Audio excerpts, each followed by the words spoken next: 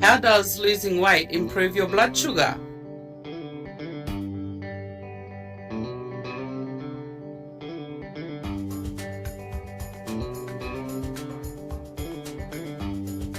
Fat in your body means fat around your organs,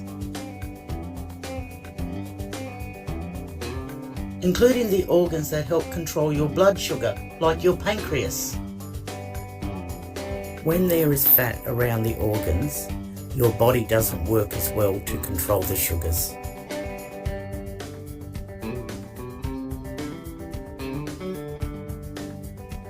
So, if you lose weight, your body works better to control your sugars on its own.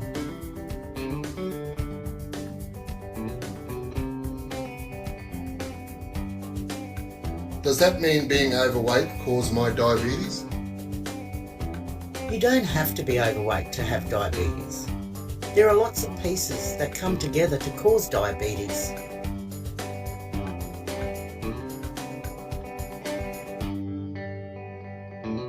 Like family history,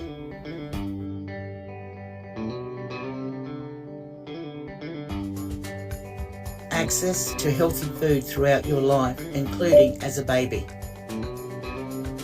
or if your mum had diabetes, or if you were born early.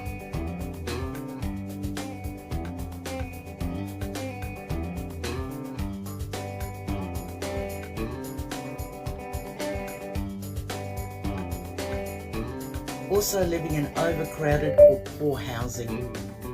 Having some sicknesses as a kid, like scabies. Sitting around a lot and not moving much.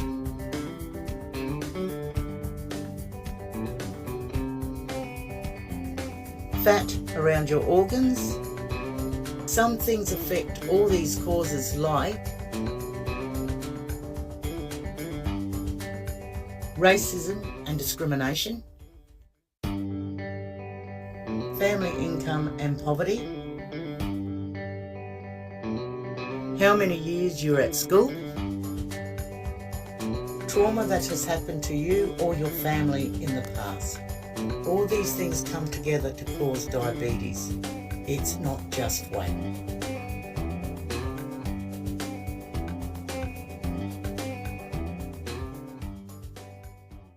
How does losing weight improve your blood sugar?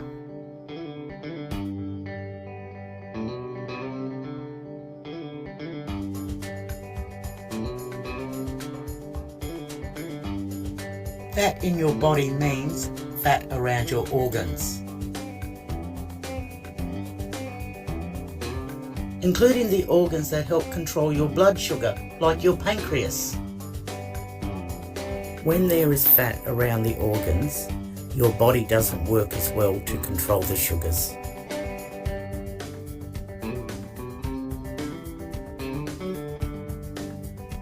So, if you lose weight, your body works better to control your sugars on its own.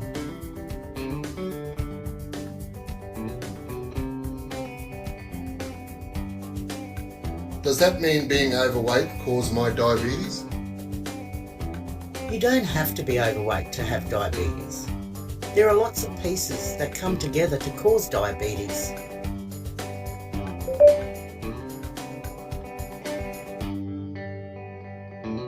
Like family history.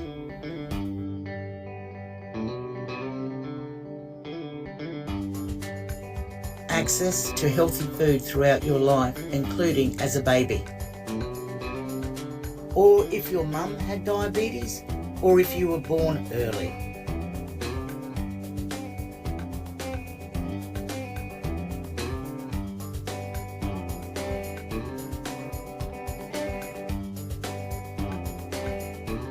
Also living in overcrowded or poor housing. Having some sicknesses as a kid, like scabies. Sitting around a lot and not moving much.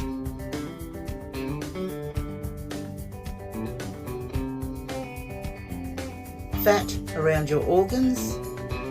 Some things affect all these causes, like racism and discrimination, family income and poverty, how many years you're at school, trauma that has happened to you or your family in the past. All these things come together to cause diabetes.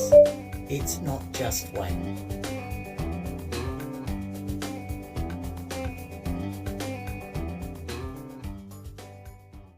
How does losing weight improve your blood sugar?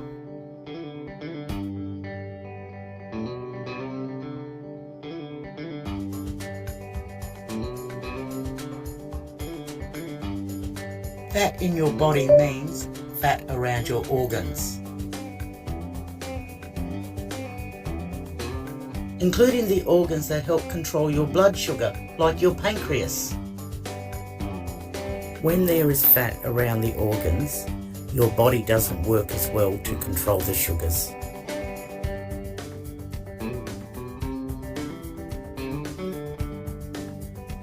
So, if you lose weight, your body works better to control your sugars on its own.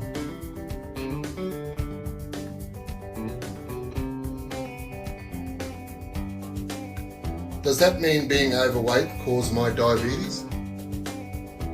You don't have to be overweight to have diabetes. There are lots of pieces that come together to cause diabetes.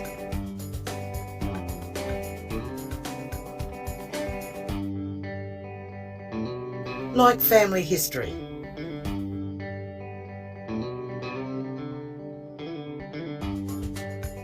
access to healthy food throughout your life, including as a baby,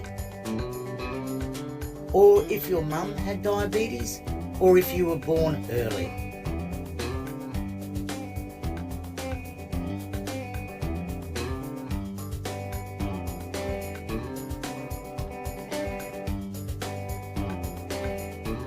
Also living in overcrowded or poor housing. Having some sicknesses as a kid, like scabies. Sitting around a lot and not moving much.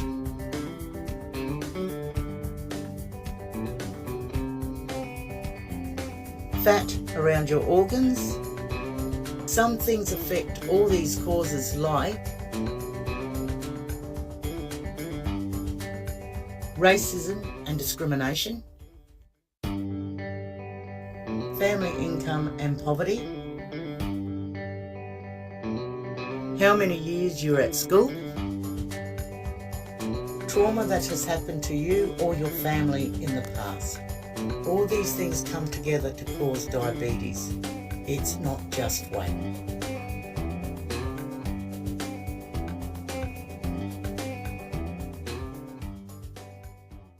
How does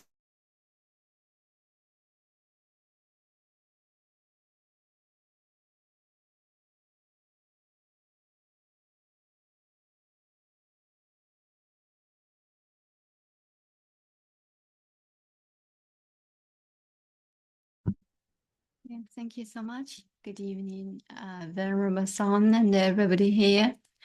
Hopefully you have had a nice day time today.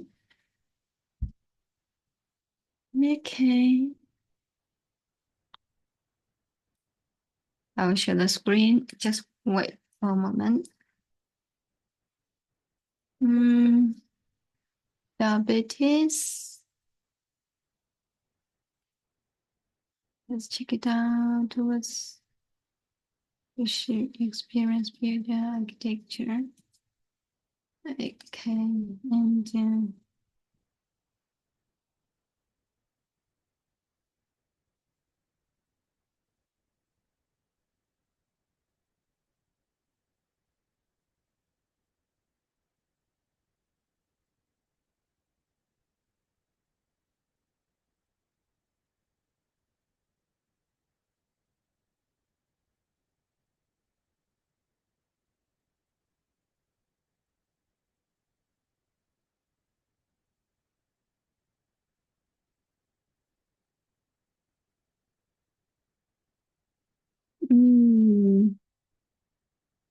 I'd like to show you something.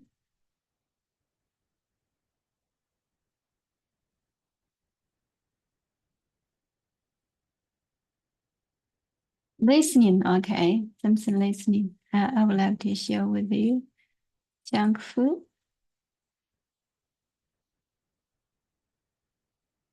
And I think you can, when I play, I think you can turn on your CC. Okay. 1, 2, 3. Yeah, listening to listening to the 我们在一起，那不是有无数个灯吗？无数盏灯融又不融，分又不分，这都在一起混着呢。又不混，又不混，有的就融啊。但是它同时打开的时候，不同时都在一起。Yeah, sorry about that. I just turned off it. Now time for us to go ahead with our listening. And firstly, listening to you can see junk food risks memory in 4 days. Okay, listen to it, and then we can do something special. I want to start today with a specific glitch in the human operating system. I think everyone has felt this, but we rarely stop to analyze just how weird it actually is. Mm-hmm. So picture this. You have just finished a massive dinner. Maybe it was a steak, maybe a big bowl of pasta. You are physically stuffed. You're pushing the plate away, maybe unbuttoning the top button of your jeans. You are at capacity. The Thanksgiving sensation. We've all been there. Right. Exactly. But then you pick up your phone, you start scrolling for a minute, and you see this high-res, perfectly lit photo of a glazed donut or a cheeseburger. Right. And immediately, and this is the weird part, despite the fact that your stomach is physically distended, your mouth waters. You feel a pull. That is the strange hunger paradox. Is that a technical term, or did you just make that up? It's a descriptive one. It refers to that complete disconnect where your biology is screaming, stop, we have enough fuel, but your brain, for some reason, is screaming, go, I want that resource. See, usually we just chalk that up to being greedy or, having a dessert stomach. We treat it like it's a lack of willpower. A moral failing. Yeah, a moral failing. But the research we're looking at today suggests that this disconnect isn't a personality flaw. It's a short circuit. It is a physiological failure of the braking system. And what makes this, frankly, terrifying is just how quickly that wire can be cut. And that brings us to the brain fog phenomenon, because that hunger glitch, it usually comes paired with this feeling of just mental cotton wool. Oh, yeah. You've been working overtime, eating takeout for a few days, and suddenly you can't focus, you can't remember names, you just feel sluggish. And we almost always blame the fatigue. We think, oh, I'm tired because I worked hard. Yeah. But the data suggests the fatigue is coming from the fuel, not the work. So we're diving into a study today that claims this damage, this brain fog and this broken hunger signal, it happens much, much faster than I'm comfortable with. We are looking at a landmark study published in PLOS 1 by Dr. Adequayefio and his team. And fast is really the operative word here. Right. Usually when we talk about diet and cognitive decline, we're talking about a slow burn. Years of bad habits leading to issues in your 60s or 70s. The whole don't get Alzheimer's lecture, that feels so far away. Exactly. But this study, it looked at a timeline of 96 hours. 96 hours. 4 days. 4 days. That's a long weekend. That's a business trip. That's it. And the core thesis is that a specific type of Western-style diet can cause direct causal dysfunction in the brain's memory center and its internal sensing systems in less than a week. Before we get into the grim details of how we're breaking our brains, I want to zoom out for a second, because this seems counterintuitive to me. Okay. If the brain is our most important organ, it's the CEO of the body, why is it so easily hacked by, I don't know, a waffle? Evolutionarily speaking, shouldn't we have better defenses against a donut? That is the million-dollar question. And to understand why this hack works, you have to understand the environment the brain was built for. For 99.9% of human history, calories were scarce. Right. Hard to find. Very hard to find. Mm-hmm. Sugar was incredibly rare. Fat was hard to catch. So finding a beehive or a fatty animal was like winning the lottery. Exactly. It was a massive survival win. So the brain evolved what you could call a foraging algorithm. that prioritizes these high energy foods above almost everything else. When you see sugar, the brain lights up because historically that meant survival. So there was never a need to evolve a stop button. There was never an off switch for refined sugar because refined sugar didn't exist. There was no overabundance. So we were walking around with Stone Age hardware in a modern supermarket environment. And that mismatch is precisely where the glitch happens. The study we're looking at today, it essentially exposes what happens when that ancient hardware gets absolutely flooded with modern hyper-processed inputs. So it's not just processing the food. It's not. It gets overwhelmed by it. The system just isn't designed for that kind of load. Okay, let's look at how they proved this. Because whenever I see headlines like junk food makes you dumb, I get, really skeptical. As you should. Was this just a survey? Did they just ask people what they ate last week? Because I can't remember what I ate for lunch yesterday, let alone account for my nutrient intake accurately. You're right to be skeptical of those observational studies. They're notoriously messy and full of confounding variables. Right. But this was different. This is a randomized controlled trial in RCT. And in the hierarchy of scientific evidence, this is the gold standard. Okay, break that down for us. What makes the RCT the gold standard in this case? It's all about control. It's about isolating the variable. In the wild, people who eat junk food might also sleep less or have more stressful jobs or not exercise. You can't tell if the brain fog is from the pizza or from the stress of their job. Too many variables. Exactly. In an RCT, you take a group of people and you control those variables. You make everything the same except for the one thing you wanted to test. So who did they recruit for this? Because if they tested this on people who were already unhealthy, that feels like it would skew the data, right? That's a crucial point. They recruited young, healthy adults. These were people with no history of diabetes, no metabolic disorders, no known cognitive impairments. They were lean, functioning, sharp individuals. So they were starting with a completely clean slate. Yes, a baseline of optimal health. And then they randomized them into two groups. You have the experiment group and the control group. This randomization is absolutely key. It ensures that any difference we see at the end is solely because of the intervention. And not because one group just happened to be smarter or healthier to begin with. Precisely. It evens the playing field. And the intervention. It was just breakfast. Just breakfast. And this, I think, is the brilliance of the study's design. They didn't lock them in a lab and control every single calorie for 4 days. Which would be totally unrealistic. Totally. They let them live their lives. They ate their normal lunches, their normal dinners, did their normal workouts. The only variable the researchers changed was the first meal of the day. That seems almost too subtle. I mean, if I eat a salad for lunch and a healthy dinner, can one bad breakfast really tank the whole system for the day? Well, that's what they wanted to find out. Is the Western diet effect potent enough to override a generally healthy lifestyle for the other 2/3 of the day? Okay, let's look at the menu. If I'm in the Western diet group, the experiment group, what am I eating? Are we talking about like force feeding them lard? No, and that's the scary part. The menu is designed to mimic and I'm quoting here, a palatable Western style breakfast. Palatable, okay. We're talking toasted pastries, waffles with icing, sugar frosted cereals, processed meats like bacon or sausage, and then sweetened milkshakes or juices to drink. Honestly, that sounds like a standard Saturday morning. Or, what you get at a hotel buffet on vacation. It sounds delicious. It's very high in saturated fats and extremely high in refined sugars. But it's not extreme eating by, say, American standards. It's a treat, for sure, but a very common one. Okay, and the control group, what was their punishment? They got a nutritionally balanced breakfast. Things like whole wheat bread, oatmeal, muesli, fresh fruit, semi-skimmed milk. So complex carbs, fiber, slow release energy, the stuff we're always told to eat. Exactly. And the key difference isn't just healthy versus unhealthy. It's about the speed of digestion and the stability of the energy release. The Western breakfast is designed to hit the blood fast and hard. A quick spike. Right. The control breakfast is designed to sustain, to give a slow, steady burn. Okay, so the participants do this for 4 days, Monday through Thursday. They come back to the lab. How do you measure brain fog? Because you can't just ask them, hey, do you feel stupid today? No, self-reporting is garbage for this kind of thing. It's just too subjective. They use 3 very specific hard data metrics.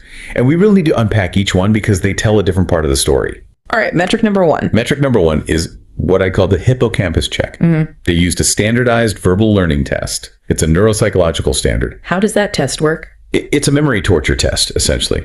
You are given a list of, say, 15 words. You have to listen, learn them, and then immediately recall them. That's the easy part. Okay. The hard part is what's called delayed recall. They distract you with other tasks, they let time pass, maybe 20 minutes, and then they ask you to recall that original list again without hearing it a second time. So they're testing if the memory actually stuck, if it moved from your brain's RAM to the hard drive.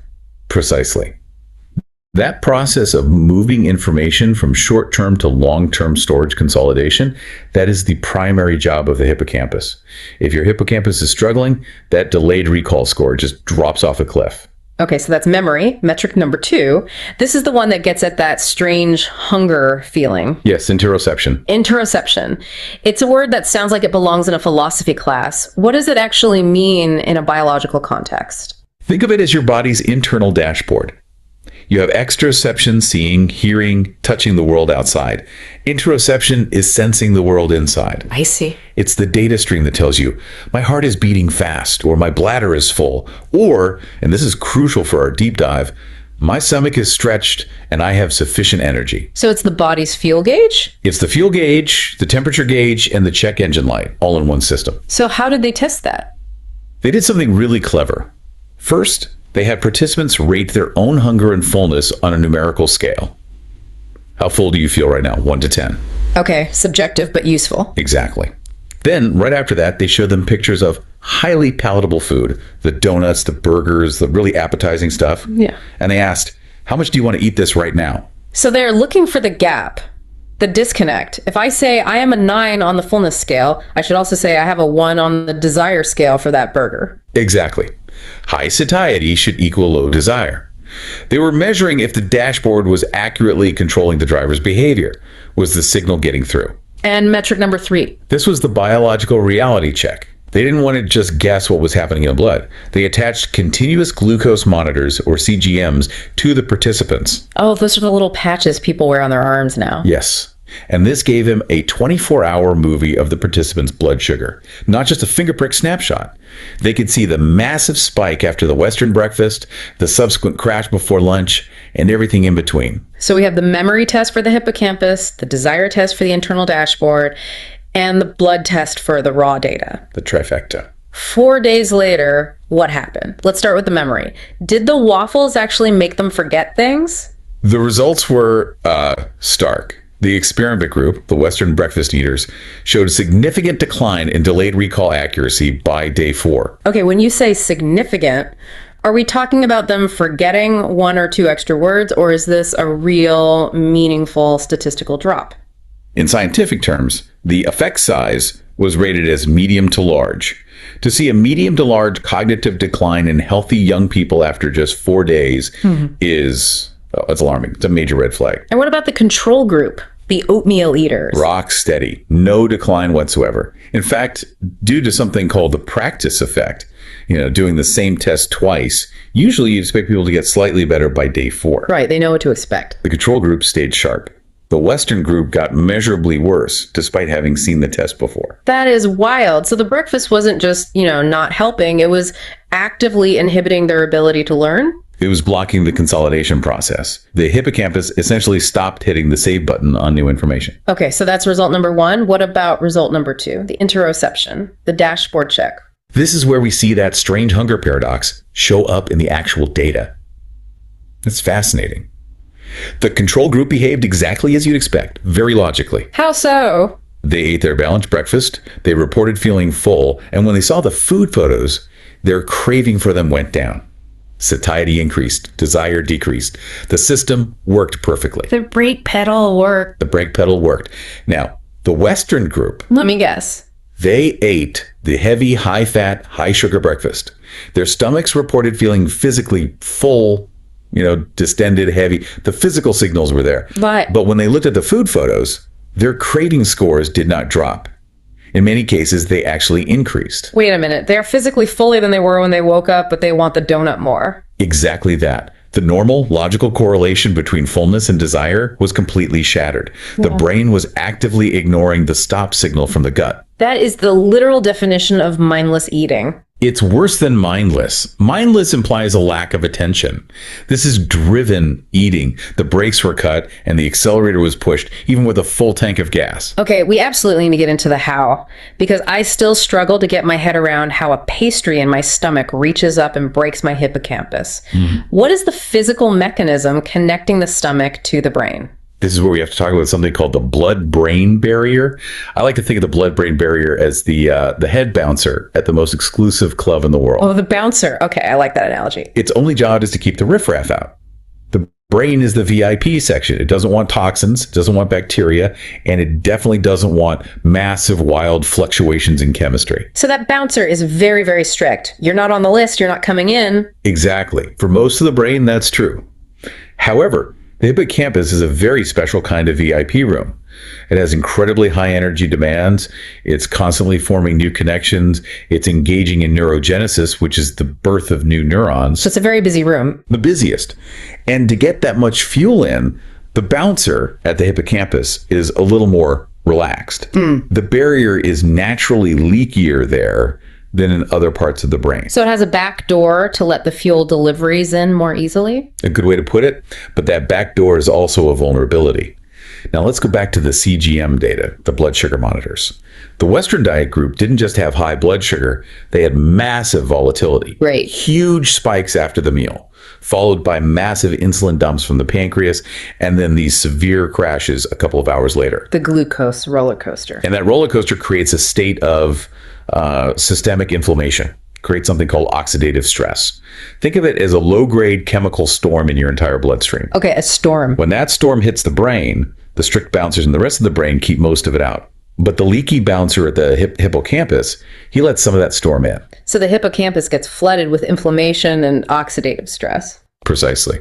And this is where the new integrator theory of the hippocampus comes in. We used to think the hippocampus was just a memory filing cabinet, but modern neuroscience shows it's much more than that. It's an integrator. What does that mean, an integrator? Its job is to bind external context. Where am I? What is that a picture of? With your internal context, am I hungry? How do I feel? It's the switchboard connecting the outside world to the inside world. Yes. That's a perfect analogy. Yeah. And when that switchboard gets inflamed by the sugar storm, it shorts out. The connections fizzle. It fails at both of its jobs. It fails to properly consolidate the word list from the memory test. That's your memory loss. And it fails to correctly process the satiety hormone signals coming from your gut. That's your interosection failure. You mentioned satiety hormones. We should probably name names here. What specific signals are getting ignored by this inflamed switchboard? Yeah, the big two are ghrelin and leptin. It's a bit of a simplification, but you can think of ghrelin as the go hormone, the feed me hormone. It's produced by the stomach when it's empty. And leptin. Leptin is the stop hormone. It's the I'm full signal, and it's produced by your fat cells. So in a healthy person, you eat your oatmeal, leptin goes up, ghrelin goes down. The hippocampus sees this on the switchboard and sends out the message, okay, stop eating. Correct. The signal is received and acted upon. But in the Western diet group, that message is getting lost in the static of the inflammation. The gut is shouting, leptin, we are full. But the hippocampus is so stunned and inflamed, it literally cannot hear the message clearly. So the brain just defaults to its primal setting. It defaults to its ancient Stone Age programming. See food, want food, eat food. The higher level override system is offline. It's terrifying because it really feels like you lose your agency in that moment. You're not deciding to eat, you're just failing to stop. That is a profound distinction. And it leads us to what I think is the most surprising and maybe the most important finding of the entire study, especially for our listeners who might obsess over the number on the scale. The weightless discovery. Yes. So at the end of the 4 days, after all the tests, the researchers weighed everyone again. And guess what? They gained 5 pounds from the waffles and milkshakes. No. Statistically zero. They didn't gain any significant body weight. Wait, hold on. They ate toasted pastries and sugary milkshakes for breakfast for 4 days straight, and they didn't gain weight. 4 days isn't really enough time to pack on significant adipose tissue, body fat. But, and this is the absolute key, their brains were already broken. That completely blows my mind because the standard narrative, the one we always hear, is obesity causes cognitive decline. We're told that being overweight is what creates the inflammation that hurts the brain. That has been the dogma for decades. Get skinny to save your brain. But this study flips that entire script on its head. It proves that the cognitive damage, the inflammation in the hippocampus, it happens before the weight gain. So it's not a side effect of being fat. It's not. It is an acute chemical effect of the food itself. So you can be thin, you can have a six-pack, you can fit in your skinny jeans on a Friday. But if you've been eating garbage from Monday to Thursday, your hippocampus is suffering the same dysfunction as someone with full-blown metabolic syndrome. Exactly. It completely decouples metabolic health from body weight in the short term. You can be, for lack of a better term, skinny fat in the brain. Skinny fat in the brain. I think I'm going to make a t-shirt that says that. But seriously, this changes the entire conversation. It means we can't use the mirror or the scale as our primary health metric anymore. The mirror is a lagging indicator. The brain fog is a leading indicator. Okay, so let's pivot to the so what. We have this information. It's a bit scary, frankly, but we need to use it. Who needs to hear this the most? Let's start with, say, the high performers, the people listening who want to be smarter, faster, better at their jobs. I think for the high performer, the executive, the coder, the student studying for finals, this is all about competitive advantage. Look, everyone is looking for a nootropic. Everyone wants to find that pill that will make them like the guy in it Limitless. They drink coffee. They take exotic supplements. A magic bullet for brain power. Right. But this study says that the most powerful performance enhancer available is actually removal. Removal of the glucose spike. Exactly.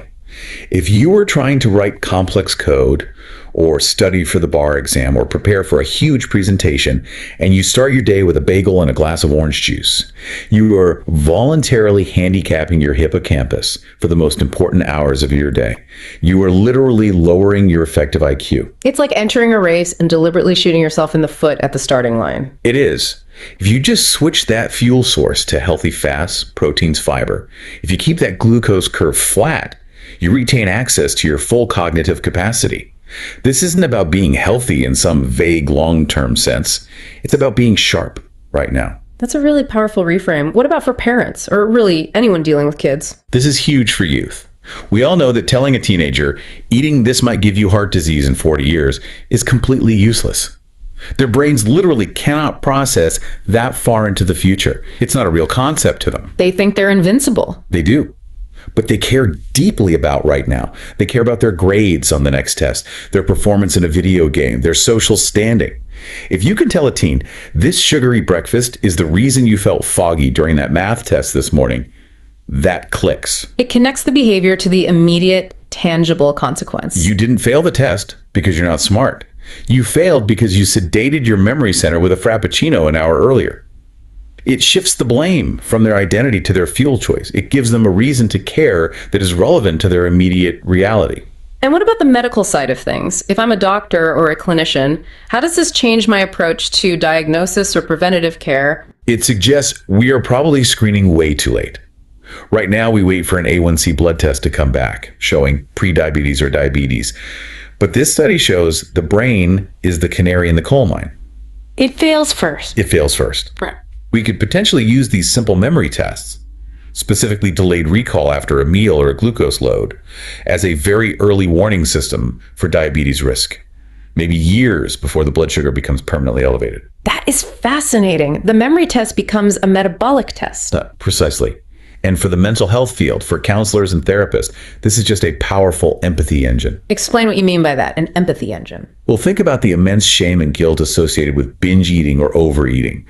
Clients say, I have no willpower, or I'm weak, or I'm a failure. Right, they internalize it. This study provides a powerful counter-narrative. It says, no, your biology was hacked. If your hippocampus, your great integrator, is offline due to inflammation, you cannot accurately feel full. It's not a moral failure, it's a mechanical failure.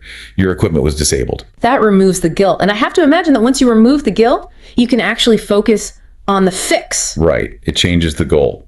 You don't need to become a better person. You just need to change the input to reset the sensor. And that really brings us to the final thought, the hopeful part of this. Because if we can break the brain in 4 days, that's terrifying. But biology, it usually works both ways, right? This is where it gets really interesting. The brain is defined by its plasticity. It is incredibly responsive. The very fact that it degrades so quickly implies that it is highly sensitive to its chemical environment. It's not set in stone. So if I flip the script... My hypothesis, and this is supported by a lot of other research on neuroplasticity, is that the repair can be just as rapid. If you give the hippocampus 4 days of stable blood sugar, 4 days of high antioxidants from vegetables, 4 days of low inflammation. The bouncer can tighten up security again. The bouncer can tighten up, the storm subsides, and the switchboard can come back online. The fog lifts. The fog lifts, the memory starts to consolidate properly again, the hunger and satiety signals start to reconnect. The bottom line is you aren't stuck with the brain you have today. You can literally upgrade it by next Tuesday just by changing what you eat this weekend. So the challenge for everyone listening is to run their own N of 1 experiment, a 4-day trial. Test your own machinery. Try the control diet for just 4 days. High fiber, healthy fats, complex carbs, good protein, no sugar spikes. See if the cotton wool disappears. See if you feel sharper. I love that. It's not a life sentence. It's just a 4-day challenge. Dr. Atokoyefio and his team, they gave us the warning, but in doing so, they also gave us the manual to fix it. Certainly did. It's a roadmap back to clarity. Thanks for diving deep with us. Now, I think I'm going to go eat some oatmeal. Will do. We'll catch you on the next deep dive. Keep those synapses firing. I want to start today with a specific glitch in the human operating system. I think everyone has felt this, but we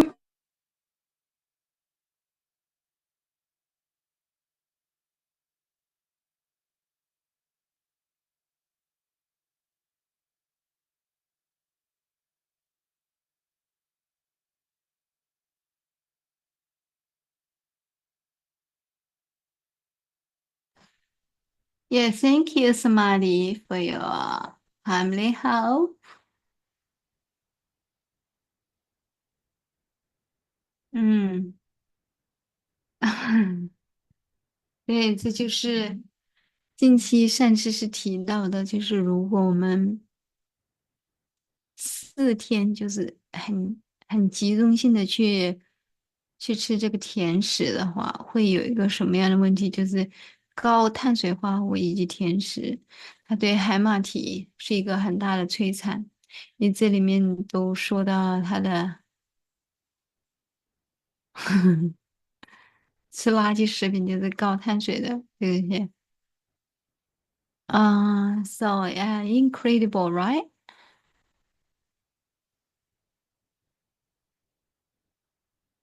就是那个血脑屏障就直接的被突破了，然后这个门卫呢全部就失守了。好，这就是下一个我们要学的内容。那我们今天要学的还是继续善知识为我们开导的这个，假如我们遇到了，就是遇到了合适的人，需要去把这个这些危害去讲给他们听，该怎么讲？Interesting.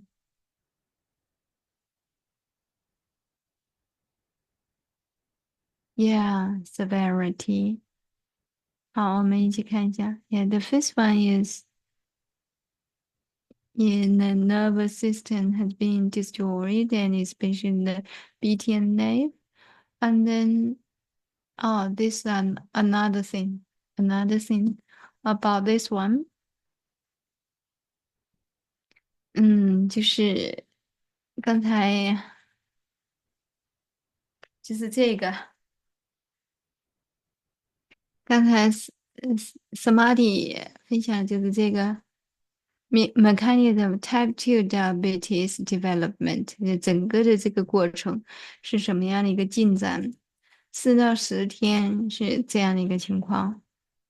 首先侵害的是我们的海马体，是我们的这个血脑屏障大脑，然后1到4个星期是整个的神经系统会出现一些损害损伤，然后中长期就是2到3个月，那我们的肝我们的这个胰脏都会受到损失，然后12个周就相当于3个月的样子，它的 damage severity 直接就是它的损害程度是80%了，整个的metabolic system value 就是整个的这种新陈代谢系统全部被摧毁了，然后我们的 cellular stress 我们的细胞都会在一种强大的压力之下，因为当我们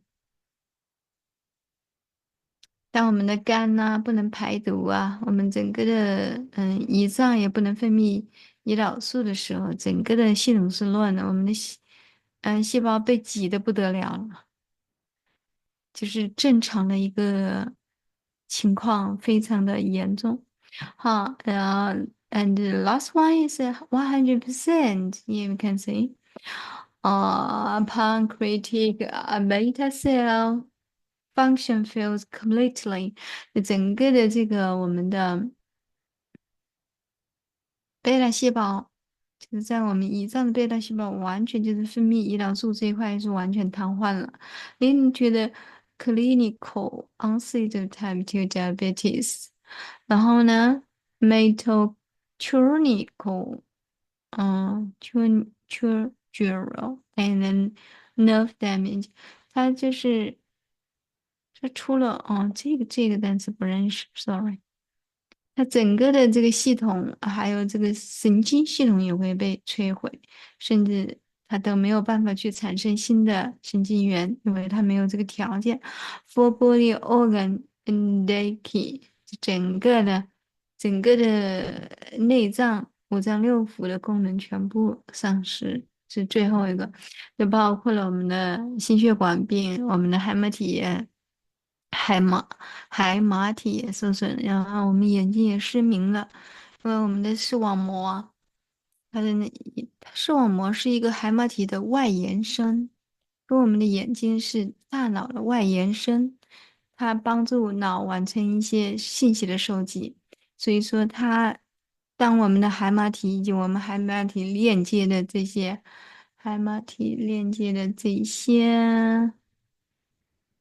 神经。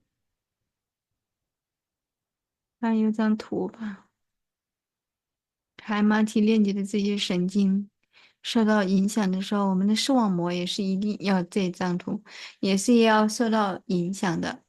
那这种导致我们的视网膜也有病变乃至失明。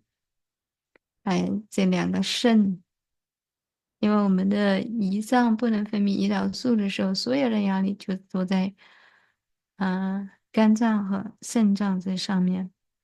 我们的肾就不停的去，想办法把这些在血液里不能被细胞吸收的这些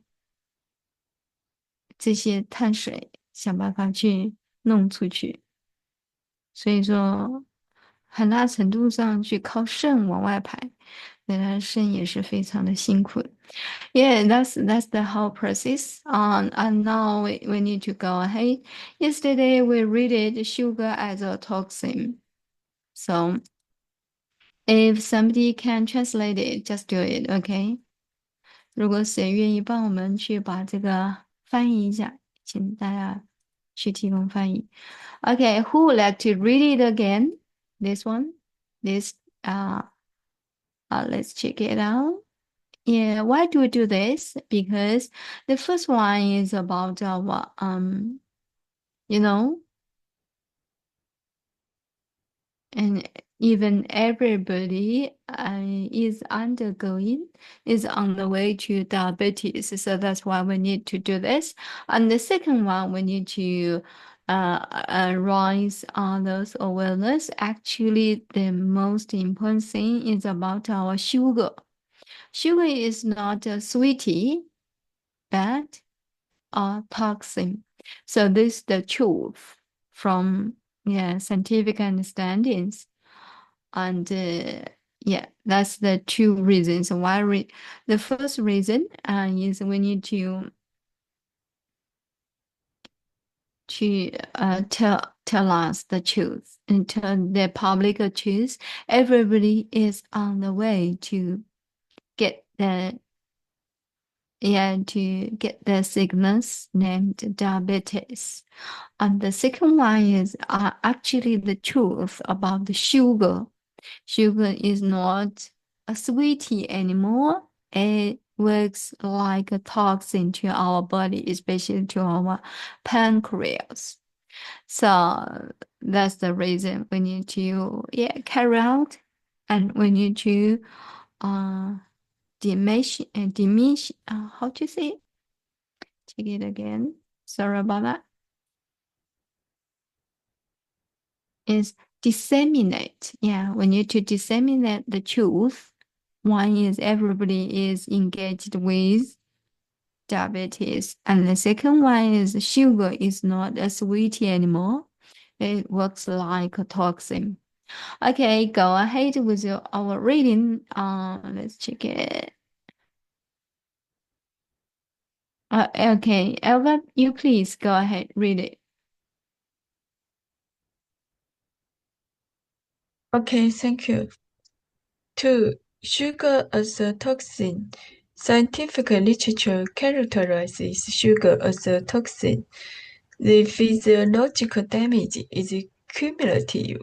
The entire process of high sugar dieting is a systematic breakdown of bodily functions.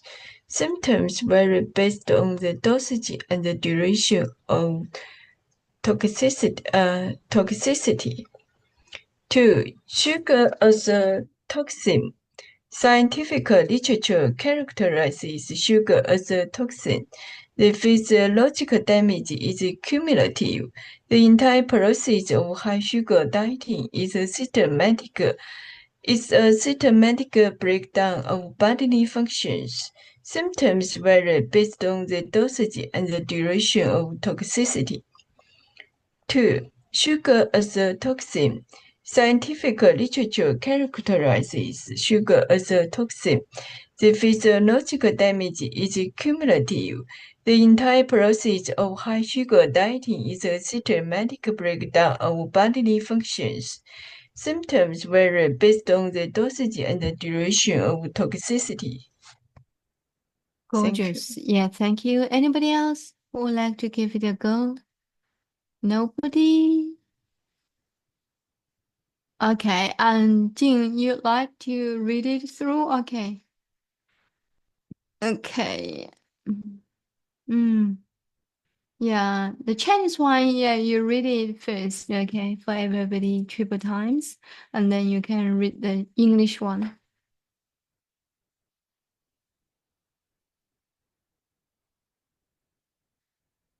Hello, Jing. Am I connected? Oh, sorry.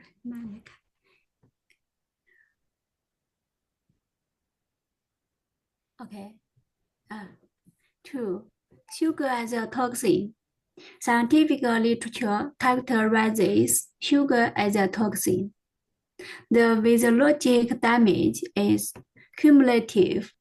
The entire process of high sugar dieting is a systematic breakdown of bodily functions.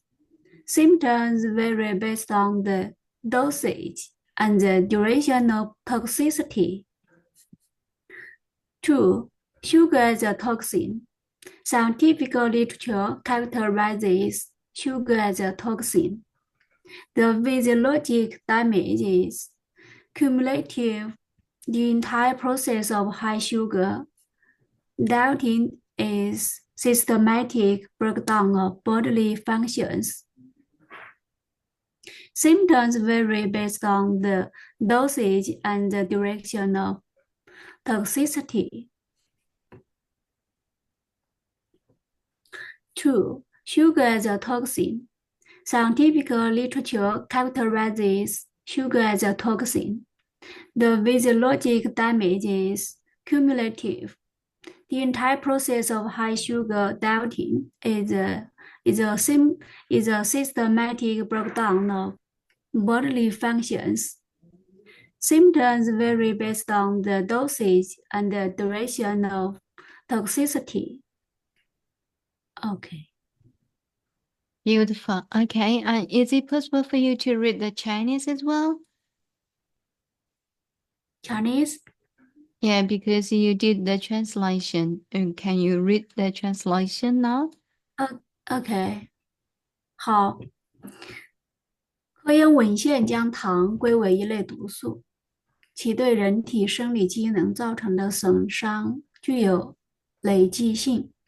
长期高糖饮食的整个过程，实则是人体各项生理功能逐步受损、紊乱的过程。相关症状的表现会根据糖的摄入剂量与摄入时长呈现出个体差异。Yeah, triple times, two more times, please. OK， 科研文献将糖归为一类毒素，其对人体生理机能造成的损伤具有累积性。长期高糖饮食的整个过程，实则是人体各项生理功能逐步受损、紊乱的过程。相关症状的表现会根据糖的摄入剂量与摄入时长呈现出个体差异。科研文献将糖归为一类毒素，其对人体生理机能造成的损伤具有累积性。长期高糖饮食的整个过程，实则是人体各项生理功能逐步受损、紊乱的过程。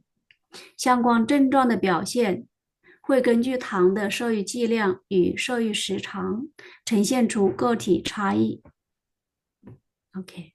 Beautiful. Yeah, thank you so much. Okay, I will do that. Okay, sugar as a toxin. Scientific literature characterizes sugar as a toxin. The physiological damage is cumulative. The entire process of high sugar dieting is a systematic breakdown of bodily functions. Symptoms vary based on the dosage and the duration of toxicity. Okay, sugar as a toxin. Scientific literature characterizes sugar as a toxin. The physiological damage is cumulative. The entire process of high sugar dieting is a systematic breakdown of bodily functions. Symptoms vary based on the dosage and the duration of toxicity. Yeah, once again, sugar as a toxin. Scientific literature characterizes sugar as a toxin. The physiological damage is cumulative. The entire process of high sugar dieting is a systematic breakdown of bodily functions. Symptoms vary based on the dosage and the duration of toxicity. I can recite it. Sugar as a toxin. Scientific literature characterizes sugar as a toxin. The physiological damage is cumulative. The entire process of high sugar dieting is a systematic breakdown of bodily functions. Symptoms vary based on the dosage and the duration of toxicity. So that's it. I just finished my reading and reciting. Who would like to give it a go to recite it?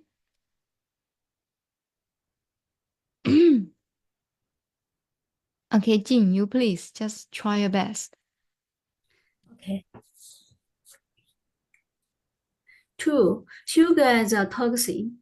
Scientific literature characterizes sugar as a toxin. The physiologic damage is cumulative. The entire process of high sugar dieting is a systematic breakdown of bodily functions. Symptoms vary based on the dosage and the direction of toxicity. Okay. Sugar as a toxin. Scientific literature characterizes sugar as a toxin. The physiologic damage is cumulative. The entire process of high sugar dieting is a is a systematic breakdown of bodily functions. Symptoms vary based on the dosage and the duration of toxicity. Sugar as a toxin. Scientific literature characterizes sugar as a toxin. The physiologic damage is cumulative. The entire process of high sugar doubting is a systematic breakdown of bodily functions. Symptoms vary based on the dosage and the duration of toxicity. Okay. Beautiful. You get it. Okay. Now let's go ahead with Elva, you please. Okay, thank you. 2. Sugar as a toxin. Scientific literature characterizes sugar as a toxin. The physiological damage is cumulative. The entire process of high sugar dieting is a systematic breakdown. Of bodily functions. Symptoms vary based on the dosage and the duration of toxicity. 2. Sugar as a toxin. Scientific literature characterizes sugar as a toxin. The physiological damage is cumulative. The entire process of high sugar dieting is a systematic breakdown of bodily functions. Symptoms vary based on the dosage and the duration of toxicity. 2. Sugar as a toxin. Scientific literature characterizes sugar as a toxin. The physiological damage is cumulative. The entire process of high sugar dieting is a systematic breakdown of bodily functions. Symptoms vary based on the dosage and the duration of toxicity. Thank you. Yeah. Beautiful. Dosage, right? Dosage. Oh, dosage and the duration of toxicity. Okay. Thank you so much. And now we will go ahead with the psychology of promotion. What does it mean? Yeah, because at the first beginning, we just said everyone is engaged with diabetes. Yeah, on the way to be the patient of diabetes. So that's why actually it's a psychology issue. Our goal is to trigger self-reflection. Am I at risk? We encourage public scrutiny and proactively invite people to challenge our findings. If a flaw is found, we improve our knowledge system. If no flaw is found, credibility and respect are established.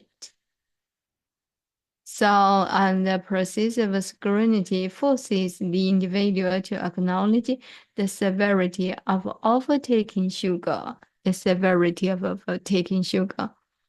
Yeah, so that's why.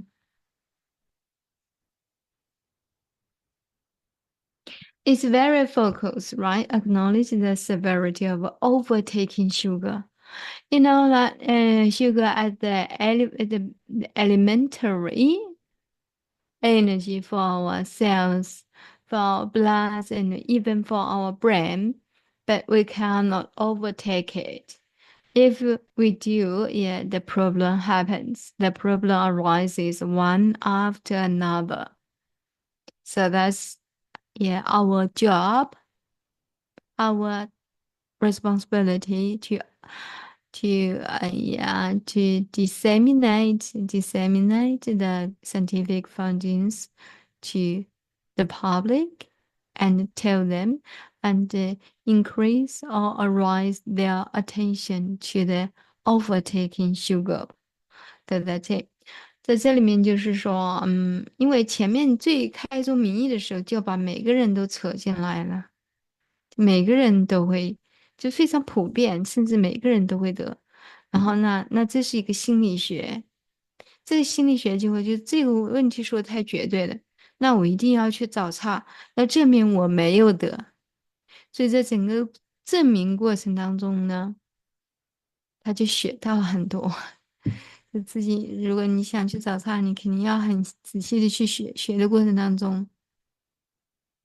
当然，如果能够认识现实，能够认清自己也身在其中，那就是我们的目的了。所以这整个是一个推广的一个心理学问题，就是这个健康推广员的一个心理学问题。他能够把问题抛出去，但是不能是妄语哦。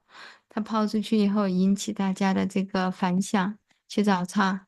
找到了的话，那作为抛出问题的我们，那我们就更新一下我们的谦卑接受，更新一下我们的知识库。如果没找到，那我们在这个社会上，在公众当中的公信力就会增加。这就是一个心理学非常有意思，也是一个 skillful means，就是善知识所教的智慧的善巧。So that's all for today, and yeah，建立起可信度和尊重，就是公信力。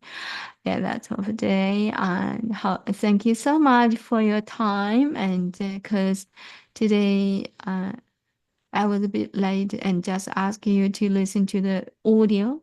And the other is our focus next step. OK，今天就自己有点累，然后就请大家听了一下这个20多分钟的播客。播客是根据一篇论文做的，是段做的，段菩萨做的。然后它确实是引起我们高度重视，对糖就就是不要有这个瘾，不吃太多的糖，4天就可以解决你的海马体，令你海马体不能正常工作。So that's it, and catch up tomorrow night, and hopefully you can establish yourself on the true self, on your Buddha nature, and leave behind the illness on body and mind forever，永恒的远离身心的疾病。Thank you. Good night.